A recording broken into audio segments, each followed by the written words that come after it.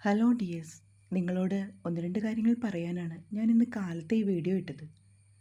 രുദ്രൻ്റെയും ദക്ഷയുടെയും കഥ ഇത്തിരി സ്ലോയി പോകുന്നതാണ് അതിൻ്റെ ഒരു സുഖം കേട്ടോ. കാരണം ഇവർ തമ്മിൽ ഒരുമിച്ചാൽ പിന്നെ ഈ കഥ തീർന്നു. മന്ത്രകോടി 2 ദിവസങ്ങൾക്കുള്ളിൽ അവസാനിക്കും. ഒരുപാട് വർഷങ്ങൾക്ക് മുന്നേ ഞാൻ എഴുതിയ സ്റ്റോറിയാണിത്.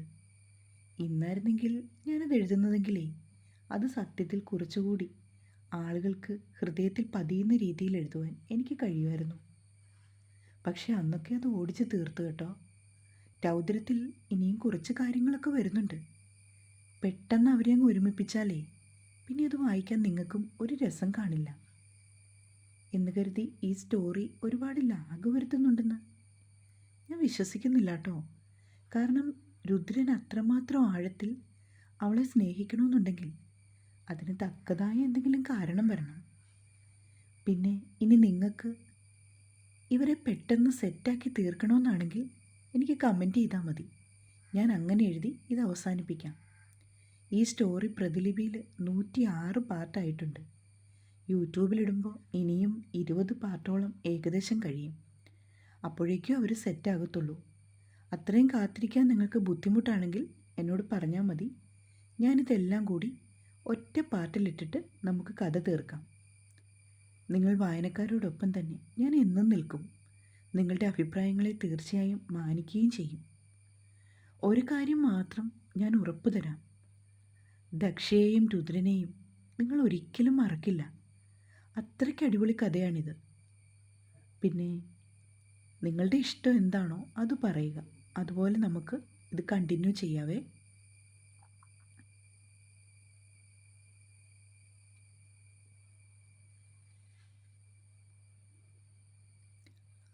ദക്ഷയെ കണ്ടിട്ടാണ് രുദ്രൻ്റെ മുഖഭാവം മാറിയതെന്നുള്ളത് വല്യമ്മയായ ശോഭന കണ്ടുപിടിച്ചു.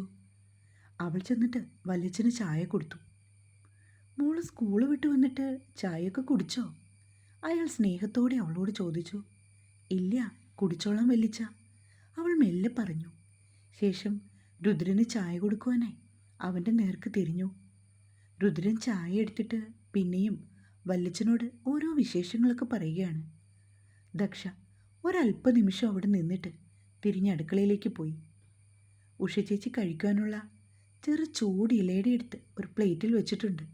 മോളെ, ഇതും കൂടി ഒന്ന് കൊടുത്തേക്കുമോ? ശരി ചേച്ചി. അവൾ വീണ്ടും സ്വീകരണ മുറിയിലേക്ക് ചെന്നു. കഴിക്കുവാനുള്ളത് ചെറിയ ടീപ്പോയിലും വെച്ചു. വല്യമ്മയ്ക്ക് നീ ചായ കൊടുക്കുന്നില്ലേ? രുദ്രൻ ശബ്ദമുയർത്തിയപ്പോഴാണ് സത്യത്തിൽ പാവം ദക്ഷ അത് ഓർത്തത്. ഉവ്, ഇപ്പം എടുക്കാം, അവൾ പറഞ്ഞു. മോൾ എടുക്കൊന്നും വേണ്ട, അവൾ അങ്ങോട്ട് വന്നേക്കും. ശോഭനെ, നീ ചെന്നിട്ട് ചായ കുടിക്ക്, നമുക്കിറങ്ങാം. രാമചന്ദ്രൻ പറഞ്ഞതും ശോഭന അയാളെ ദേഷ്യത്തിലൊന്ന് നോക്കി. വല്യമ്മയ്ക്ക് ചായ എടുത്ത് വെച്ചിട്ടുണ്ട്, ഇപ്പം കൊണ്ടുവരാം. ദക്ഷ തിരിഞ്ഞ് അടുക്കളയിലേക്ക് പോയി. എന്നിട്ട് വേഗം തന്നെ അവർക്കൊരു ഗ്ലാസ് ചായയുമായി വരികയും ചെയ്തു. ലക്ഷ്മിയമ്മ നേരത്ത് കുളിയൊക്കെ കഴിഞ്ഞ് ഇറങ്ങി വരുന്നുണ്ട്. ദക്ഷയും അമ്മയും കൂടി ഇരുന്നാണ് ചായ കുടിച്ചത്. ഒരിലയുടെയും അവർ വേഗത്തിൽ കഴിച്ചു തീർത്തു. വല്ലാത്ത വിശപ്പ്. അവിടുത്തെ ഭക്ഷണമൊക്കെ കഴിച്ചു മടുത്തു.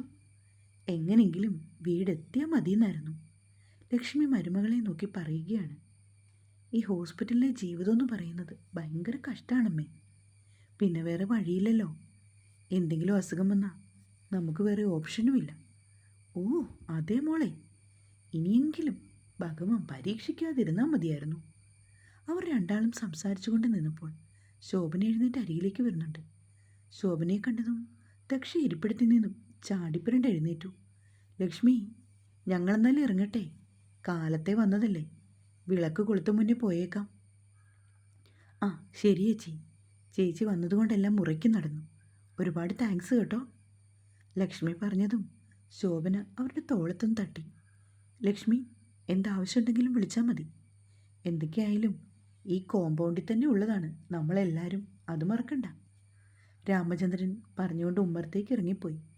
അവരുടെ വീടിൻ്റെ കുറച്ചു മാറിയുള്ള ഒരു 50 സെൻറ്റിലാണ് രാമചന്ദ്രൻ്റെ വീടിരിക്കുന്നത്.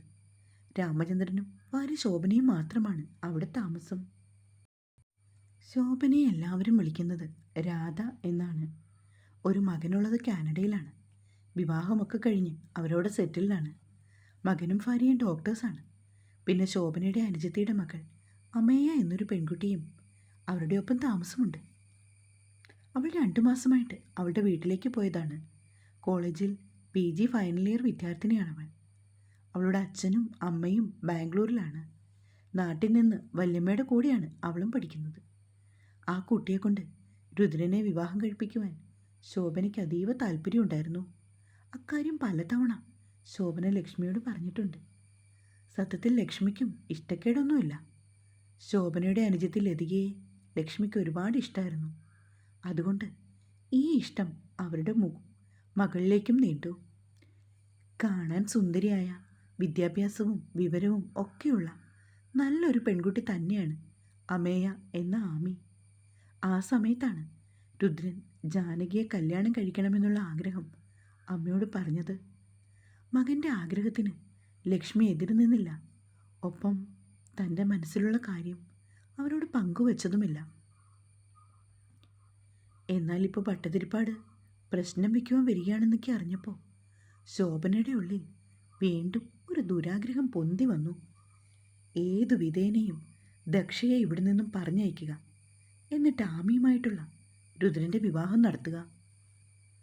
ആ ഒരു ദുഷ്ടചിന്തയിൽ മനസ്സ് കുരുങ്ങിക്കിടക്കുകയാണപ്പോഴും. അവർ ഇക്കാര്യം ആരോടും പങ്കുവച്ചില്ല. ഒപ്പം ആമി അടുത്ത ആഴ്ച വരുന്നതും കാത്തിരിക്കുകയാണ് ശോഭന. ഉള്ളിലെ അമർഷമാണ് പലപ്പോഴും ദക്ഷയോട് അവരുടെ മുഖത്ത് പ്രകടമാകുന്നത്. ആ പാവത്തിന് ഇതൊന്നും മനസ്സിലായതുമില്ല. അവർ രണ്ടാളും പോയ ശേഷം രുദ്രൻ കുറച്ചുനേരം മുറ്റത്തൂടെ ഒക്കെ നടന്നു. എന്നിട്ടവൻ അമ്മയെ വിളിച്ച് തൻ്റെ റൂമിലേക്ക് പോയി. അവനൊന്ന് കുളിച്ച് ഫ്രഷാവാനാണ്. ഇട്ടിരുന്ന ഷർട്ട് അഴിച്ചു മാറ്റുവാൻ ലക്ഷ്മി അവനെ സഹായിച്ചു. എന്നിട്ട് അവർ തന്നെയാണ് മകനെ കുളിക്കുവാനായി വാഷ്റൂമിലേക്ക് കൊണ്ടുപോയത്. അവിടെ കൊണ്ടുചെന്ന് അവർ അവനെ ഇരുത്തി. ഇളം ചൂടുള്ള വെള്ളത്തിൽ രുദ്രൻ തന്നെയാണ് കുളിച്ചത്. സോപ്പൊക്കെ തേച്ചു തരാൻ സഹായിക്കാമെന്ന് അമ്മ പറഞ്ഞുവെങ്കിലും അവൻ സമ്മതിച്ചില്ല. കുളിച്ചിറങ്ങി വന്ന ശേഷം അമ്മയാണ് തോർത്തുകൊണ്ട് മകൻ്റെ മുടിയൊക്കെ നന്നായി തോർത്തി കൊടുത്തത്.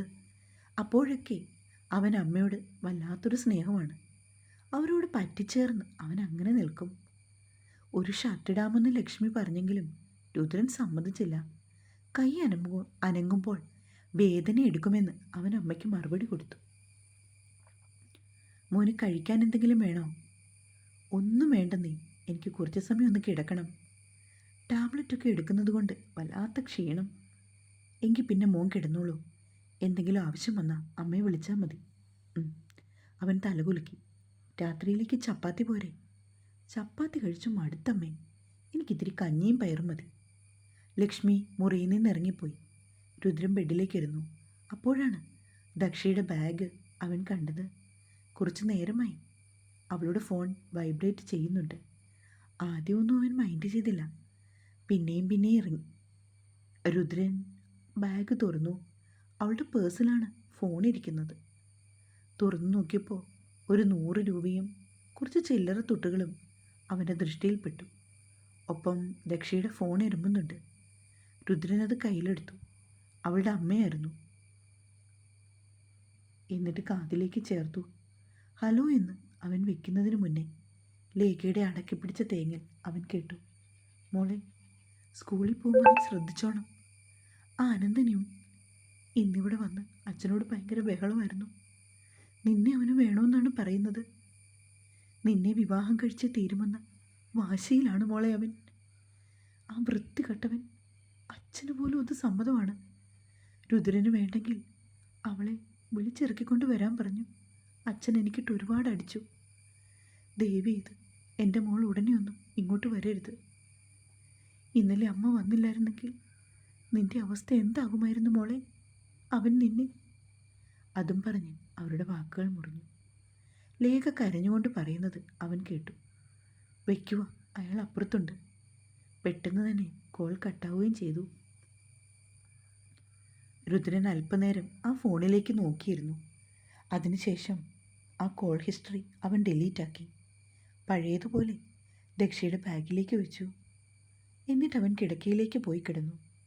ശരിക്കും കുറച്ചു സമയം ഉറങ്ങണമെന്നോർത്താണ് കിടന്നതെങ്കിലും പിന്നീട് ഉറക്കം വന്നതേയില്ല.